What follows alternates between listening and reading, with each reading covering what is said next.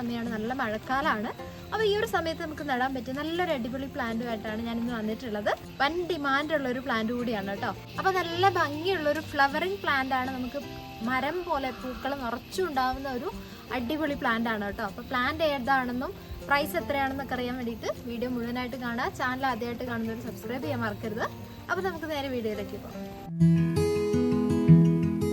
അപ്പോൾ ഞാൻ പറഞ്ഞ പ്ലാന്റ് വേറൊന്നുമല്ല, നമ്മുടെ അടിപൊളിയായിട്ടുള്ള 4 പ്ലാന്റ്സ് ആണ് നമ്മുടെ ഇന്നത്തെ കോമ്പോയിൽ വന്നിട്ടുള്ളത്. അപ്പോൾ ഈ ഒരു പ്ലാന്റ് എല്ലാവർക്കും പരിചയമുള്ള ഒരു പ്ലാന്റ് ആയിരിക്കും. നമ്മുടെ കമേലിയ പ്ലാന്റ് ആണ് കേട്ടോ. നല്ല ഭംഗിയുള്ള പൂക്കളാണ്, ഞാൻ പറയാതെ തന്നെ നിങ്ങൾക്ക് അറിയാം. നല്ല എന്താ പറയുക, റോസാപ്പൂക്കളെ ഒരു ഷേപ്പിലുള്ള ഒരു പൂവാണ്.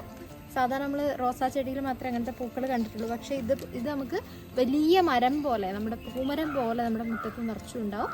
മാത്രമല്ല വലിയൊരു കെയറിംഗ് ഒന്നും ആവശ്യമില്ലാത്ത, ഒത്തിരി വെയിലൊന്നും ആവശ്യമില്ലാത്തൊരു പ്ലാന്റാണ്. നമുക്ക് ഏത് തണലത്ത് വേണമെങ്കിലും ഈ ഒരു പ്ലാന്റ് നടാവുന്നതാണ്. അപ്പോൾ ഈ ഒരു കമേലിയ പ്ലാന്റിൻ്റെ 4 കളേഴ്സിലുള്ള പൂക്കളാണ് നമ്മുടെ ഈ ഒരു 4 പ്ലാന്റിൽ ഉണ്ടാവുക.